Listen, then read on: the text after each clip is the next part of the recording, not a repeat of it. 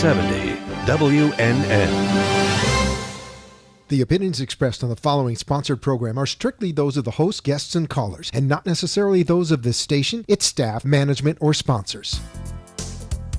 Welcome to the CareGiver Reality Show, hosted by gerontologist and family caregiver expert David Levy, speaking on a topic that is not only a national problem, but an international one, and represents one of the biggest dilemmas facing us today: Alzheimer's disease and dementia. With no cure in sight and hundreds more being diagnosed weekly, Alzheimer's is more feared than cancer or heart disease. Join us as David Levy breaks it down and educates, informs, and explains useful caregiver strategies and techniques that 25 years of non-clinical family caregiving have taught him. You can listen or call in and be part of the show. 888-565-1470 to ask your questions. And now, here's David Levy.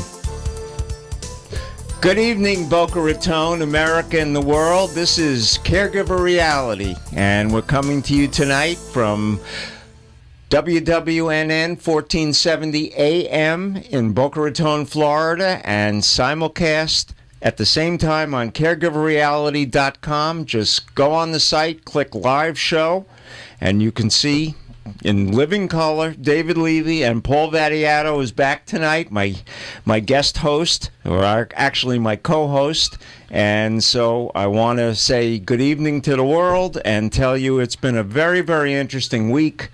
And I just got off the phone a moment or two ago, and at a couple minutes after the 7 o'clock break, we will have on Dr. David Hilfiger, who prefers to be called David, who has been writing the blog I Have Alzheimer's, and I was just looking over his blog from the 21st, which was Saturday, where he was on a panel that was discussing the national, global, as it were, Alzheimer's report, and he's got some very interesting observations as somebody with Alzheimer's as to what that report was all about. Little housekeeping. Arden Court, who brings you the caregiver tip of the day, and next week we'll be drawing for another day of respite. And so you can either call in to Arden Court on 561-498-5552 and tell them that you want to be part of the next drawing for respite. That's from sunup to sundown at either the Arden Court in Delray or the Arden Court in West Palm Beach.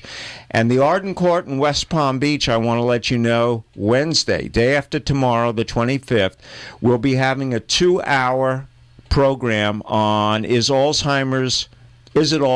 Assessing mental health changes in the elderly, with Dr. Paul Acevedo, who is a neurologist. And if you would like to attend, but you have a loved one that you can't leave at home, give them a call at 561-688-9999 and tell them that you're bringing your loved one. They will have accommodations for him or her so that you can go and listen to Dr. Acevedo,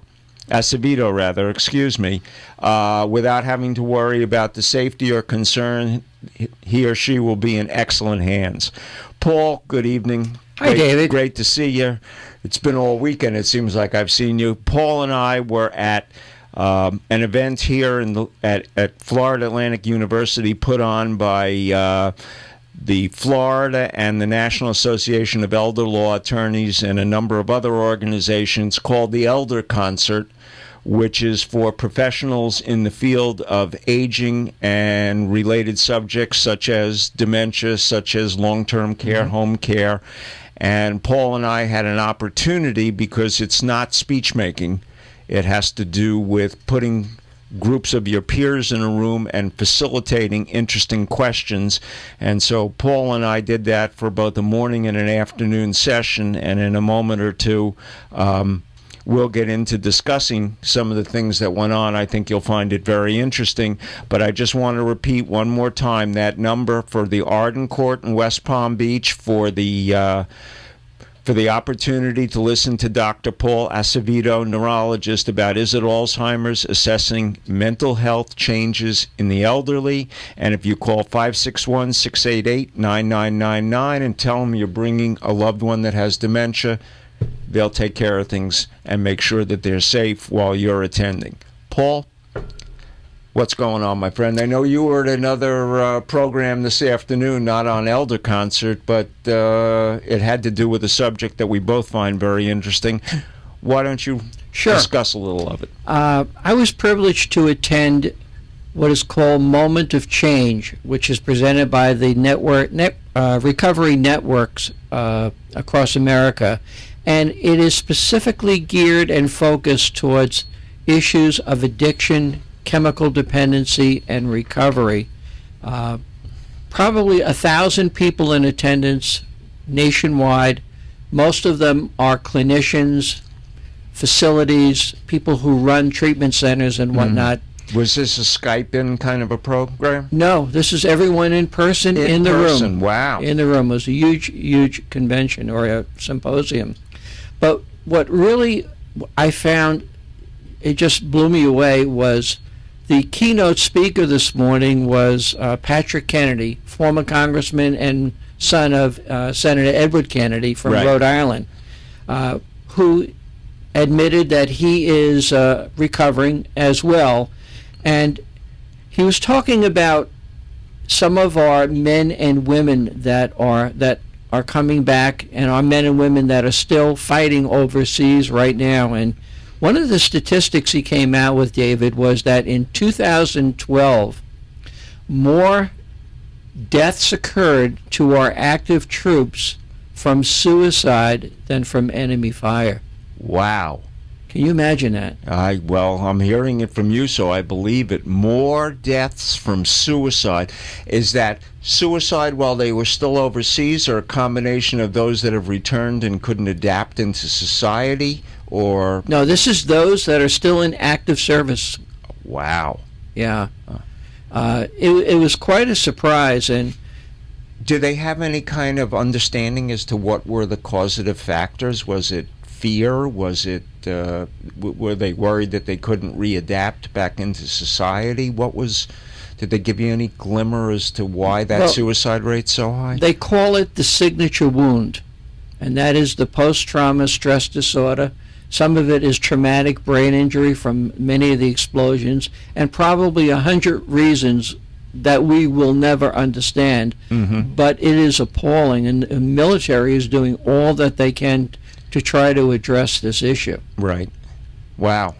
That is an amazing statistic. So he carried the story a little further, and he says, let's take a look at things when we come home. And he's talking about what happens to these men and women, and he goes all the way back to Vietnam with the Agent Orange and whatnot, who have all of these carryovers from the war, all of the problems that ensue. What do we do for them? What help is available to them?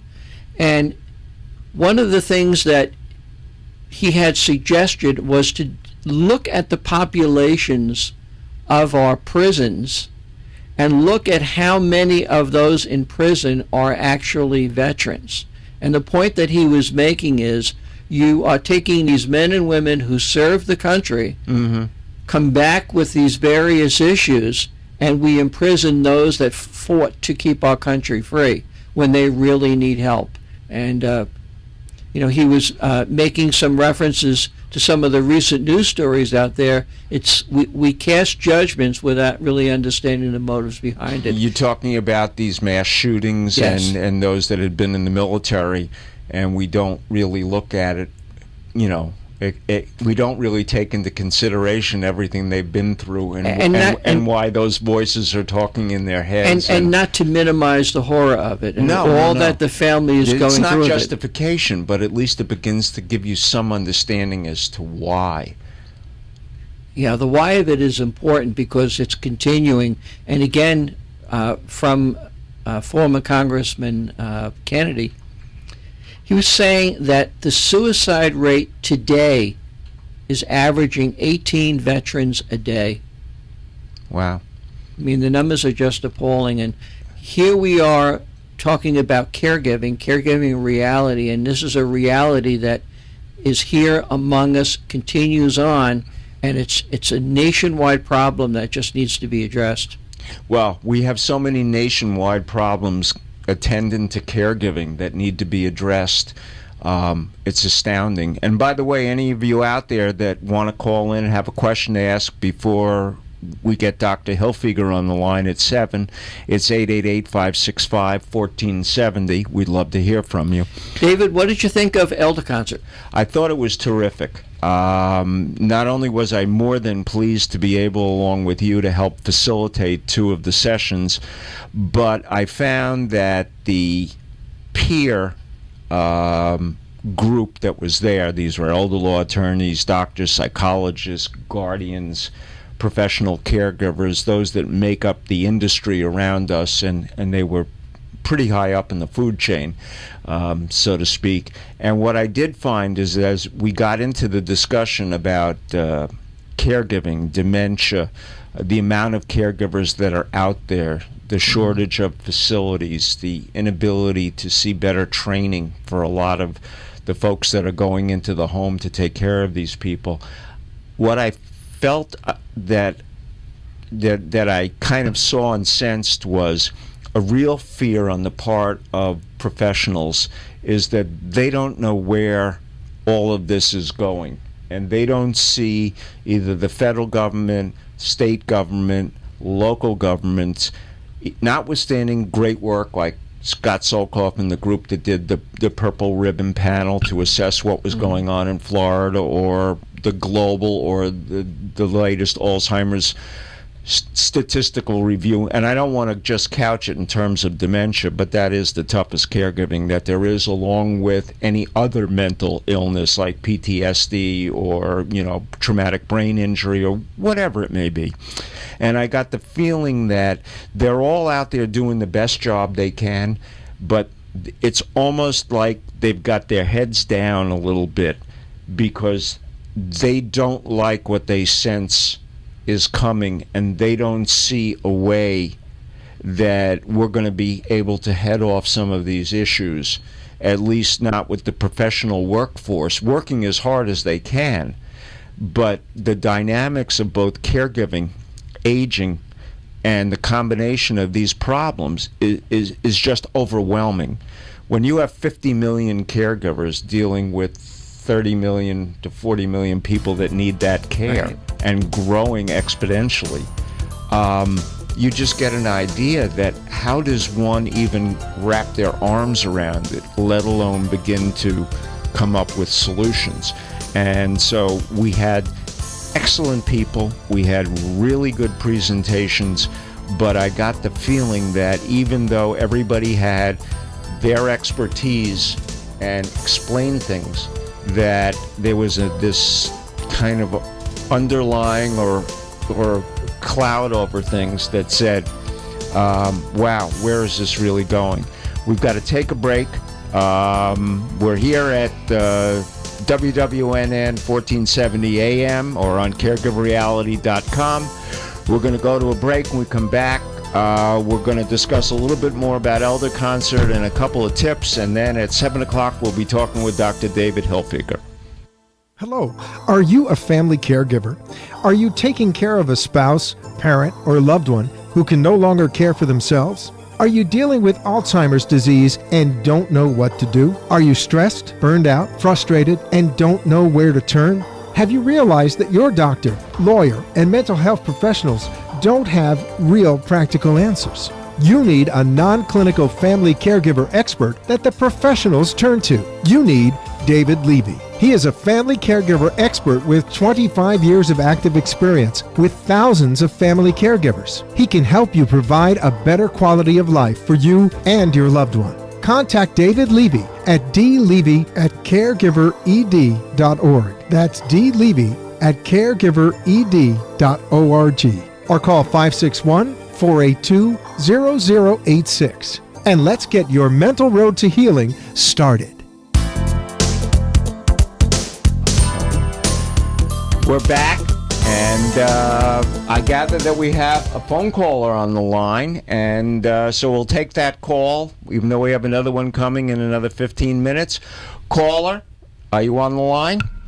Yes, I am. All right. I wanted to comment that the animal care industry and the pet supermarkets seem to prove, to me anyway, since I work in the Dade County Courthouse on the 10th floor, that's divorce court as a guardian ad litem. What seems to me is that it's the media, which is, and I hate to say prejudicial, but I have no choice now because I'm 70 years old, and I've come to the conclusion when you are, part of this global media, part of the vast influence of being an audience in the traffic with all the high-tech mainframes now that are installed in most cars now, that, what comes out of that radio can actually be a self-fulfilling prophecy. Do you agree with me?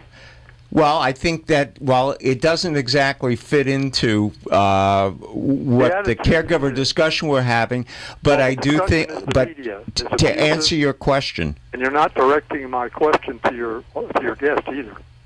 My guest is my co-host, Paul. Okay, Paul, do you think the media has a vast video and audio sway over the world, sir? Well, clearly, we all are watching, listening, absorbing media from a variety of sources, and obviously it does have an impact one way or the other, either in support or against what are... Can I give you an example? I'm sorry? Can I give you a... Sure. All right.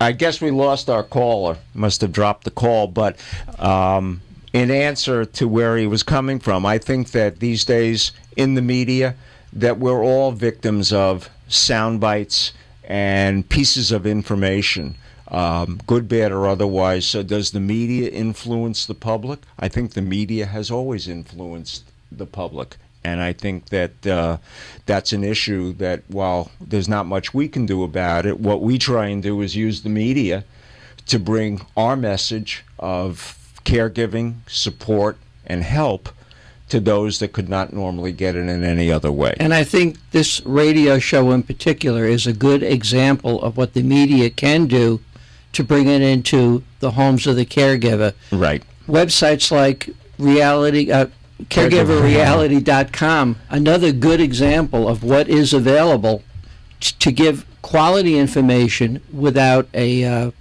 biased point of view. Right. I was meeting this afternoon with a very renowned neurologist and another individual who happens to be an educator that uses online distribution for the programs that he teaches. And we were discussing how caregiver education fit into this, and the opportunity to use the media, whether it's radio, whether it's streaming, whether it's the digital videos that we put together with our producer to show people what real support groups are like, to show people exactly what happens when you do become a caregiver, irrespective of what the disease may be, and how you approach things. And so much of it isn't clinical, even though that has been the direction of caregiver training up until now. And I'm not taking umbrage anywhere or accusing anybody, because it's very important. Many caregivers are weighed down with the clinical aspect of caregiving, whether that's wound care, medication management, whatever it may be. And so it's important to understand that. But in the long term, what we really have to understand as a caregiver is how do we manage in the environment, in the medical climate, in the social climate, in the era that we live in today, and try and understand how do we go through the practical problem solving? How do we learn how to cope when everything out there is a moving target?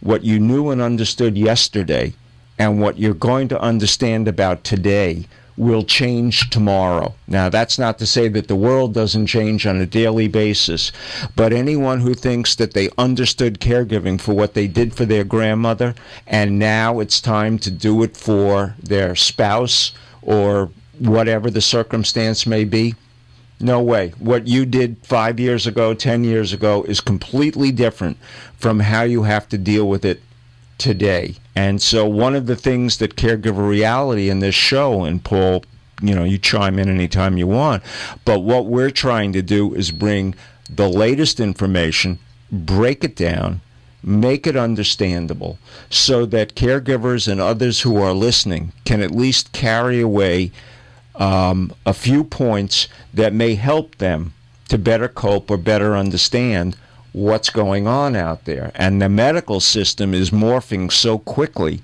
that how we deal with hospitals, how we deal with facilities, how we deal with our own practitioners, the fact that you got to go in and have that list of questions for your doctor, because we're not dealing in an age of Marcus Welby anymore. It's not the Ozzie and Harriet era, and we get a limited amount of time, and we've got to make every one of those minutes count so that we can come away with the information and the support that we need from the various practitioners that we need to seek out. And so it's critically important that you constantly are updated and aware of where the changes are happening so that you can be ready to deal with them. A couple of years ago, if your loved one got admitted to the hospital, more than likely it was your general practitioner or a specialist that you were going to. We never knew the word hospitalist. And for you that don't know, hospitalists are people that are hired by the hospital to manage the care of inpatient patients. And they have no relationship to anybody that you really know. They're handling the case hour by hour, day to day.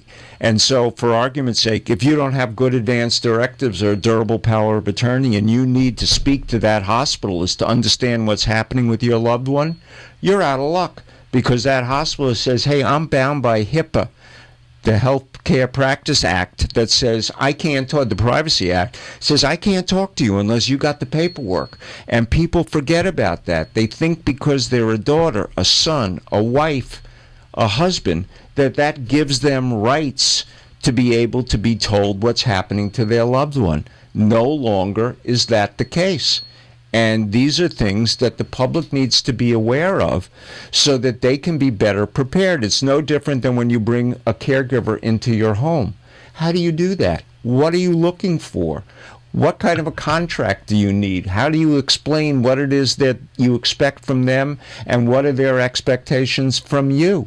I've had people that have hired wonderful caregivers, but the problem was they needed to eat on the job, and their ethnic foods were prepared with spices that covered the whole house, and the caregiver couldn't put up with it, or rather the care recipient couldn't put up with it, and they had to because they never asked, are you prepared to cook here? Do you cook ethnic food? And as a result of that, there's a whole set of different dialogues. You don't hire them the way you would hire an employee to work at your store. Even on a more granular level, David, for the caregiver, and you and I are both caregivers. Oh, we sure are. On a more granular level, it's just knowing that there are other people who are going through this along with me. And what I'm feeling is not so extraordinary. It's being felt by so many other caregivers. It's so important that help is out there for them, this information is available, and there is an outlet for them to express how they feel. I was talking with a caregiver, I guess it was last week, and they went out looking to hire someone in their home, and the way they went about it was by trying to find someone on Craigslist. Ask them the question, did any sort of a background check? Did they have any sort of a criminal record? What was their experience? It was so over their head at the moment because they were so overwhelmed with the day-to-day of what's going on in the house. And they didn't stop to think that this is really, in the greater sense, their employee. All right? And you need to understand, how are you going to pay them? Most of them want to be paid without any taxes taken out. You have to understand your liability for issues like that. If they're an independent contractor, but you're setting the rules and regulations, then they're not really an independent contractor. Are you insured? If they're driving your car, what is the liability there? I mean, there's just a million questions that flow from that. Right. And if they were apart from that caregiving situation, they very well may logically look at that. But when you're enmeshed in it and the snow is coming down, it's get me relief, get me that respite, the term you used before, because I just can't handle it any longer. Right. And what it does is, after a while, it blurs your view of what caregiving is all about, because you have such a siege mentality that you're doing things hour by hour, day at a time, and dealing with it in crises mode and reactive mode, when you really need to be proactive. If you do not plan for caregiving, I mean, it is amazing to me, but not because I've been in this field too long, that I see people that recognize they're going to be in caregiving for years, and they do not really think about what next week, next month, or 6 months from now are going to look like, and what might be happening, other than trying to speak to their doctor to understand the clinical side of caregiving, when the rest of it all happens on their watch. And that's why caregiver education is so critical. And the reality also is they're just struggling with getting through today. Yes. So they are in that siege mentality. And, you know, you've said over and over and over again, David, about how important it is to be able to problem solve, to cope, to manage your stress levels, not only for your benefit, for the benefit of the one you're giving care from. Right. And the unfortunate part is, again, as you've said so many times here on the air, that education is just not being disseminated. Right. And that's one of the reasons why on the CareGiverReality.com website, we have got a wealth of information. Now, nobody can cover everything, but we cover a lot of non-clinical family caregiving, that practical problem solving, that coping stuff. But we have lists of resources that you would consider to be more traditional in terms of clinical, because it's very important that you have a site like medlineplus.gov where you can go and take a good look at the medications that your loved one may be taking, or yourself for that matter, and understand what they do, what are the side effects. Just because they were given doesn't mean that you understand, oh, this is going to make your pain better. All right, but what does it really mean? What are the side effects? What do I have to worry about? Can I take it when I'm eating? Can I, what point in the day? And I just cannot believe we've gone through a half an hour. We're going to take a station break, a commercial break, and then when we come back, hopefully we will have Dr. David Hilfiker, the gentleman who writes the blog I Have Alzheimer's, and we're going to be asking him a number of questions. I hope the audience will find it interesting, and let's go to that break.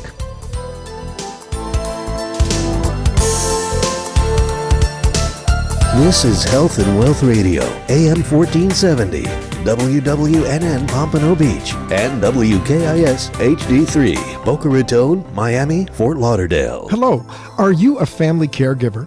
Are you taking care of a spouse, parent, or loved one who can no longer care for themselves? Are you dealing with Alzheimer's disease and don't know what to do? Are you stressed, burned out, frustrated, and don't know where to turn? Have you realized that your doctor, lawyer, and mental health professionals don't have real practical answers? You need a non-clinical family caregiver expert that the professionals turn to. You need David Levy. He is a family caregiver expert with 25 years of active experience with thousands of family caregivers. He can help you provide a better quality of life for you and your loved one. Contact David Levy at dlevy@caregivered.org. That's dlevy@caregivered.org. Or call 561-482-0086. And let's get your mental road to healing started.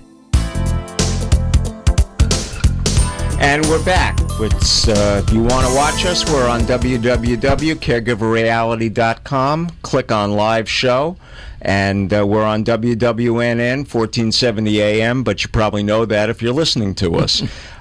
We have a phone caller that's holding, and it's our guest for tonight. It's Dr. David Hilfiker, a doctor, a family practitioner from Washington, D.C., who has been blogging over the last year or so on the fact that he has Alzheimer's, although right now it is in the mild cognitive impairment stage, so that his blog and his commentary are so insightful and so incredibly revealing that let's go to the call and speak with David. He prefers to be called David.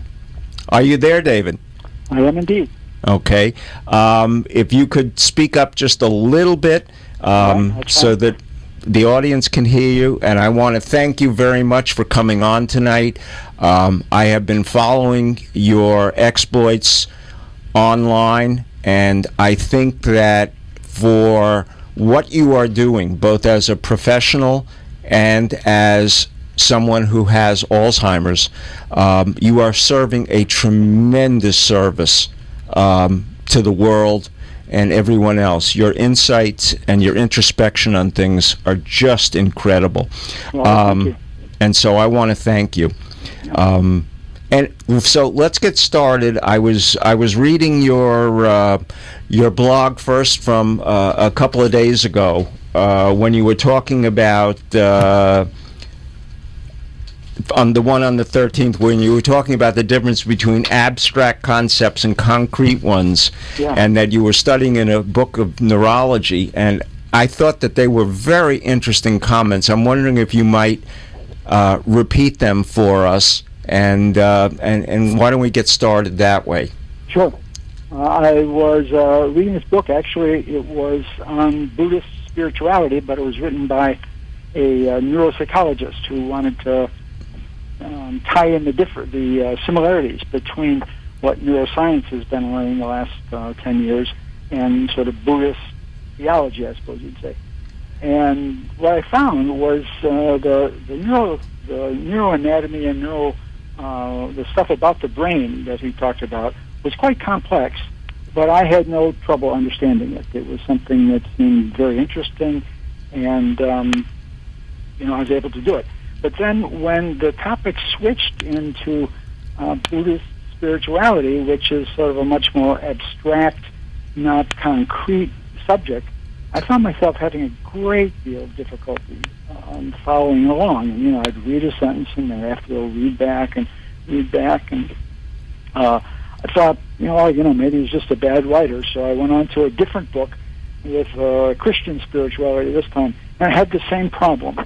So it seemed to me that what was happening is that when I was dealing with concrete matters, even if they were complex, I had no trouble. But when I was dealing with more abstract matters, that I had quite a bit of trouble actually understanding what. Well, and I think that was a very interesting observation. Now, I know lately in your blogs, some of the interesting facts have been that you've been diagnosed with mild cognitive impairment, and you've kind of been waiting, either if you're a neurologist or whoever else may be involved, to kind of let you know whether or not you are still in the mild cognitive impairment stage, where you could be forever, or whether or not you have advanced any closer to the possibility of being mild cognitive impairment, early stage Alzheimer's. Right.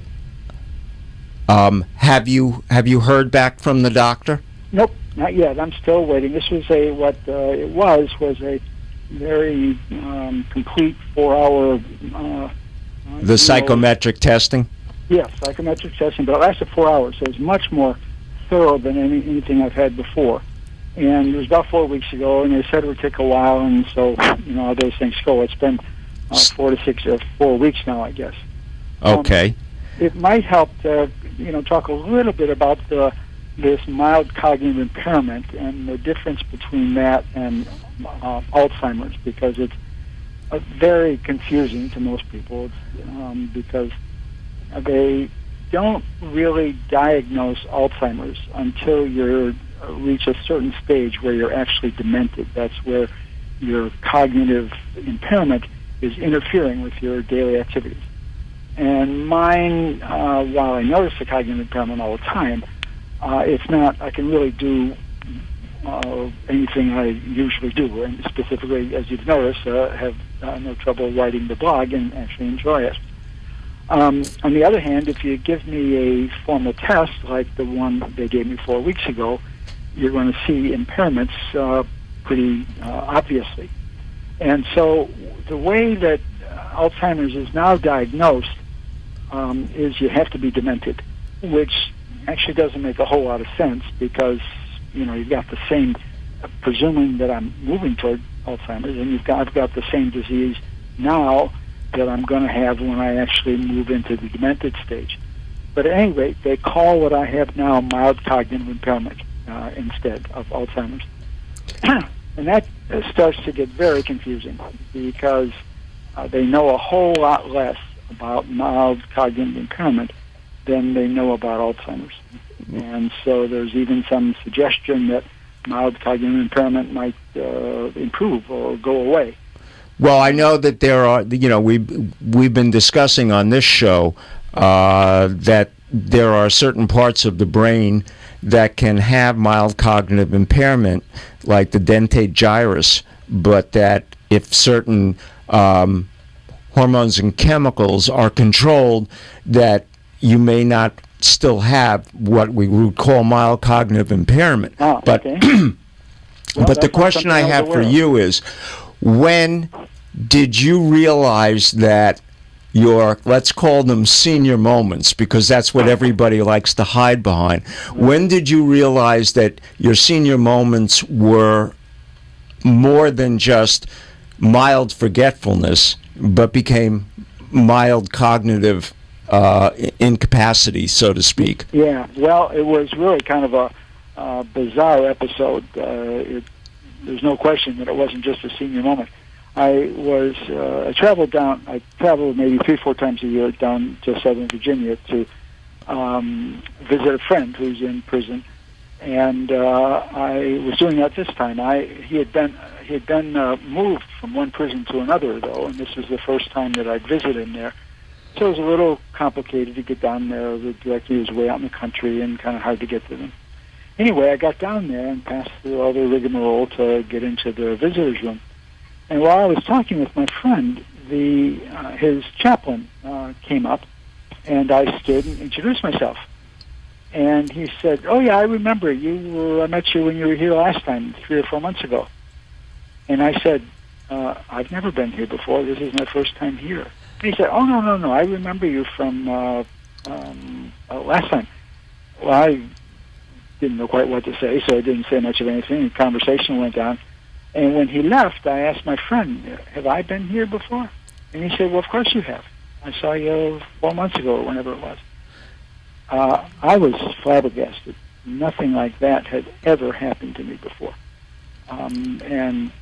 Actually, nothing like that, nothing that bad has happened to me since then. I've had lots of other symptoms, but that was really a bizarre moment. That was your aha moment. I know I'd read it in the blog, and I was early on, I guess it was either the first or the second time that I was quoting you and your episode of going to Virginia and not realizing that you had gone. The other one that I found most fascinating was when you thought that there was opera music or classical music coming from the alley. Oh, yeah. And you went to look for it, and why don't you tell the audience a little bit about what that experience was? Yeah. I live in the city, in Washington, and we live right on top of an alley, and there's a lot of stuff going on in this part of town. You'll have boom boxes going by all the time, and so I hear this classical music coming from the alley, only it didn't seem to be moving. Boom boxes go by, and also none of the boom boxes I've heard around here before have been playing classical music. So I look out the window and see if I can find it, and I don't see it, and I look a couple other places and can't figure out where this music is coming from. So finally I asked my wife, "Where's that music coming from?" And she said, "Well, what do you mean?" And I said, "That music outside, do you know where it's coming from?" And she said, "David, that's not coming from outside, it's coming from the radio." Well, the radio was 1 foot. To look out the window, I had to lean over the radio. Wow. That radio has been there for 5 years. How I could have thought that this was coming from the alleyway, and when it was obvious that it was coming from the radio, I have no idea, but that's what happened. Well, I know when I read it, I found it kind of fascinating that there it was in front of you, but yet you thought it was coming from somewhere else. Yep. I was looking at your blog that you did over the weekend, and you made a very interesting statement that said, people like me don't fit the image of Alzheimer's disease, Yeah. and we're usually invisible to the media, the medical system, and the public. Yep. Yeah, it's it's really true. When you look at me, I look pretty normal. When you talk to me like now, I sound pretty normal.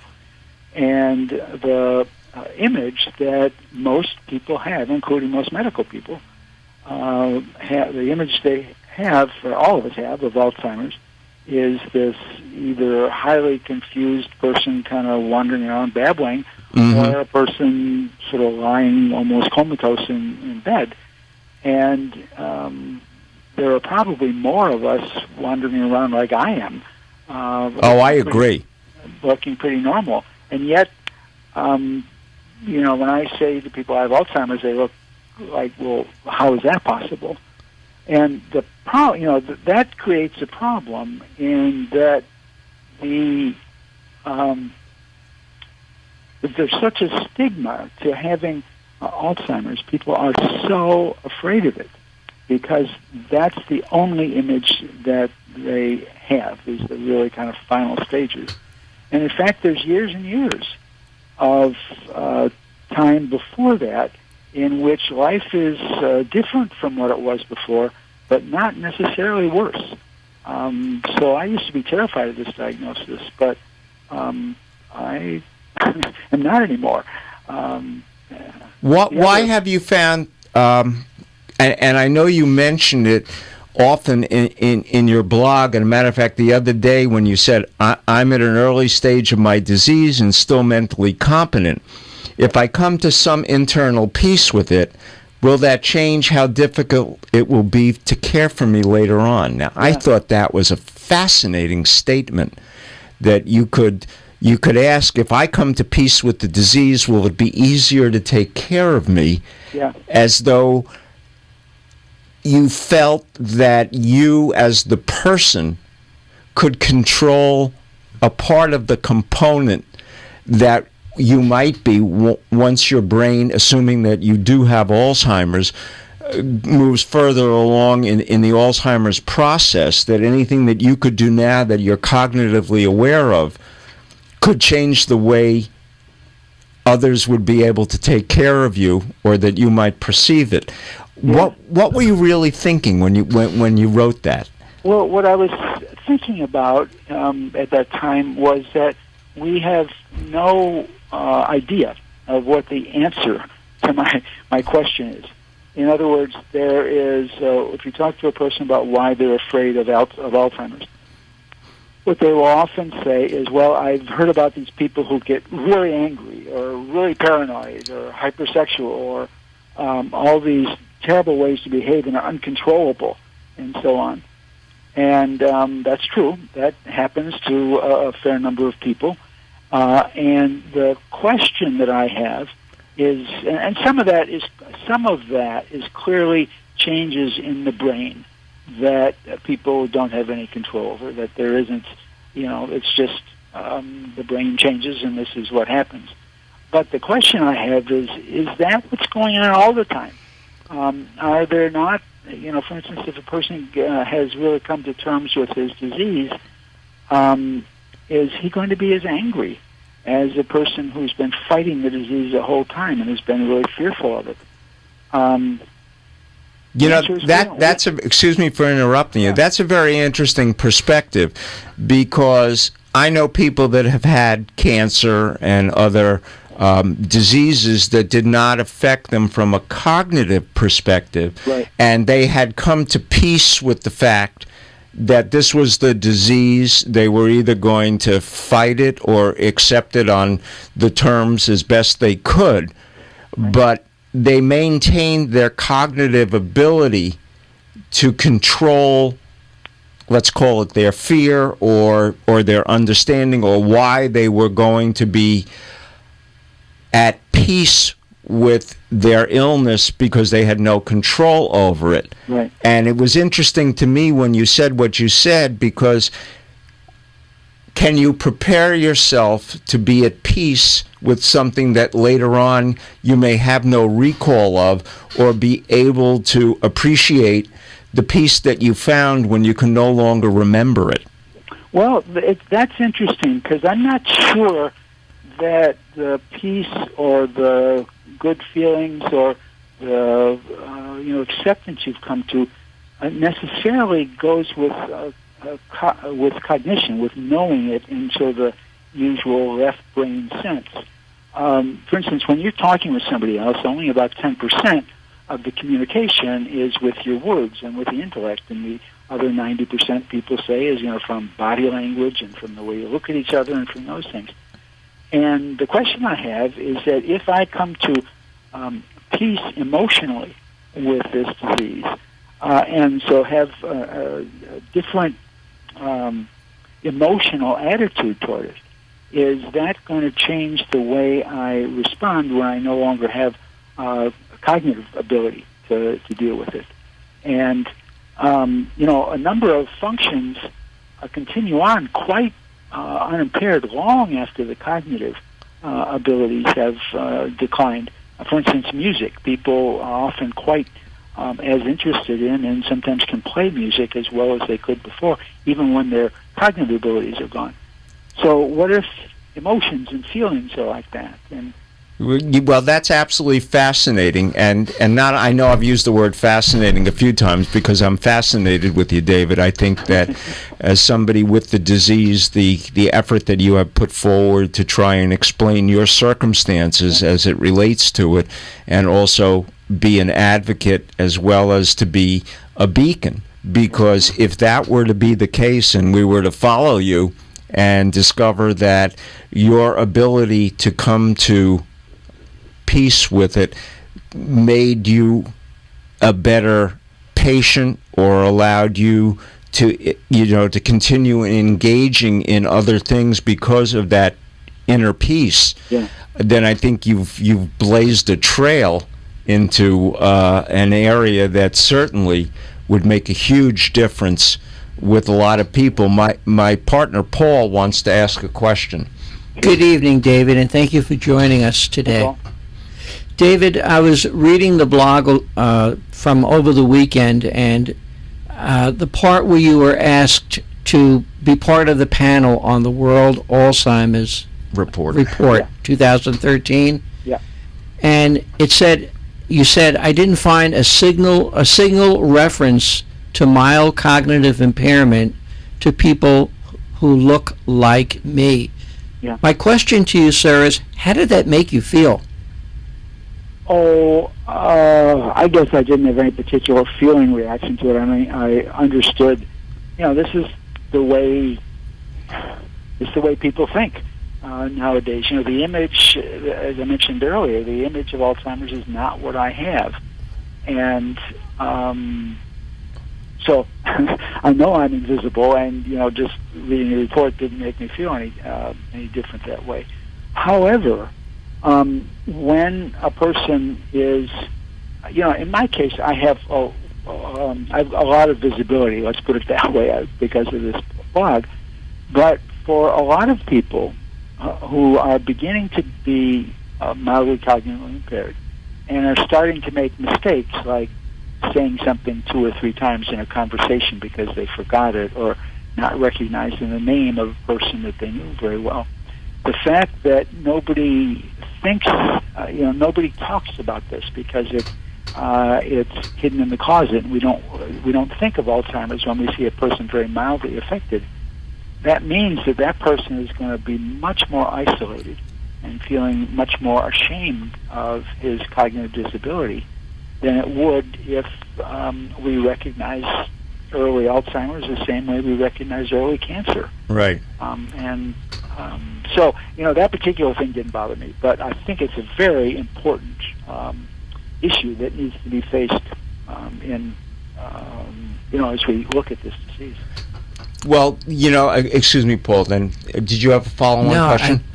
No. Well, in looking at that report, and I've read it, and it certainly was designed, I believe, to not sensationalize, but to be more of a clarion call for the world to recognize that there are 35 or 40 million people that do have, quote, Alzheimer's. And there's probably another, I'd be speculating, a like amount that may be in that mild cognitive impairment that either are in denial, haven't been diagnosed, would prefer to keep it in, I'm having a senior moment. Right. And that may be because it minimizes the impact of what the report was trying to do, which was to wake up the world and say, we've got aging, we have dementia, and that if we don't start to do some other kinds of planning, right, where is it that these people are going to be treated? How is it that we are going to deal with families that have got to be in a position to deal with it at home or wherever the circumstances may be? Because certainly in this country, we don't have anywhere near the facilities just to deal with the 5 million that we have right now before we added in temporal frontal lobe dementia earlier this year and probably doubled the amount of potential dementia. But my question to you is, and I had asked you this when we spoke a couple of days ago, how is your wife dealing not only with the fact that you have mild cognitive impairment that may progress to dementia, but the fact that you are chronicling it for the world? How does she, as a potential caregiver and caregiver, view it? What is her perspective on this? Well, of course, you'd have to ask her to to give her exact wording. But let me see, how should I put it? First of all, in terms of the disease, she's a natural caregiver. She's also from Finland, and Finns don't take things quite as, how should I put it? They don't catastrophize things as much? Yeah, that's right.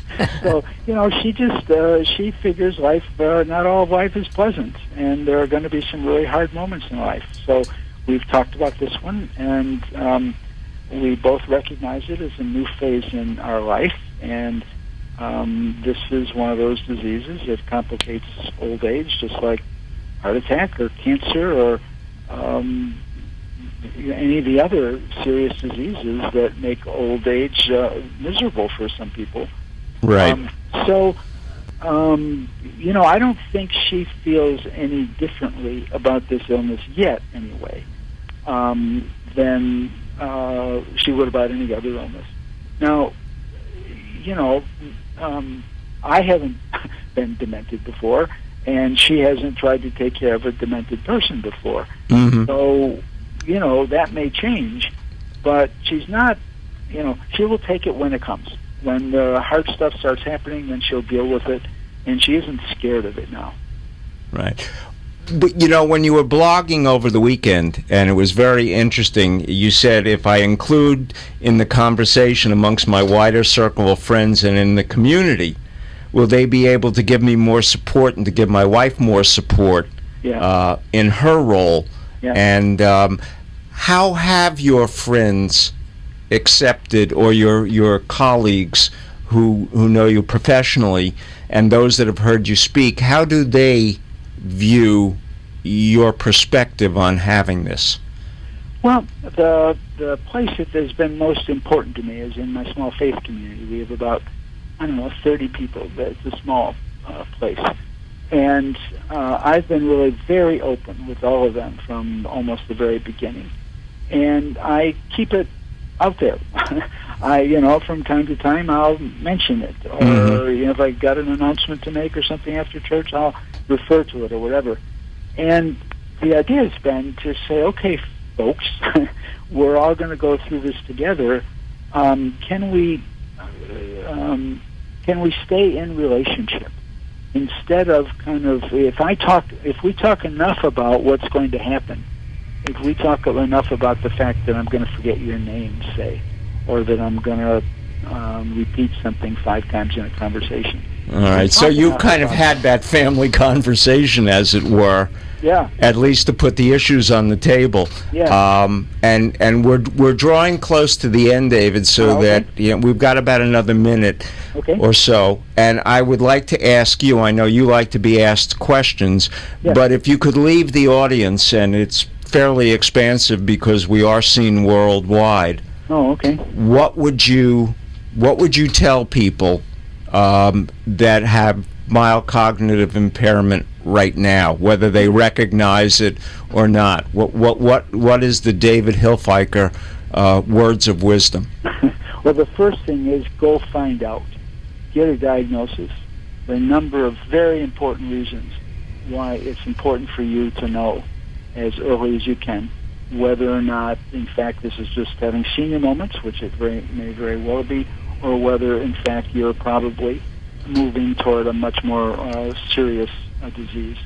And we're afraid of it, and so we often don't get help.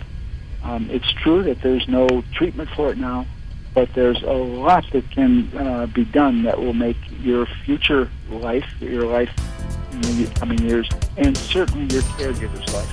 Well, David, I cannot thank you enough for being on. I'm going to be back in touch with you because in another month or two, I would love to have you back on and get your perspective as it moves forward. I thank you for letting me quote your blogs, and I think you're an extraordinary man, and going through something and telling people about a circumstance that few would do that. And I want to thank you as a professional in the industry and as a person who's been through dementia and dealing with it now in many different circumstances. Thank you. You are a great guest. All right. I know. And so, Boca Raton, America, and the world, I want to thank you. This is the Caregiver Reality Show. My co-host, Paul Vattiato. We've had a great session. David Hilfiker is just a brilliant man, and I think that we have a lot to learn from people like that. So we're going to sign off. I'll see you next week, and good night, world. You have been listening and watching David Levy, gerontologist and non-clinical family caregiving expert. Visit our website at caregiverreality.com and hear and see unscripted family caregiver support groups discussing all of the questions that you have wanted to ask but didn't know where to turn. Tune in again next time for more updates and special guests who bring their caregiving experience to you so that you can deal with your problems and hear how family caregiving is affecting fellow Americans just like you. The opinions expressed on the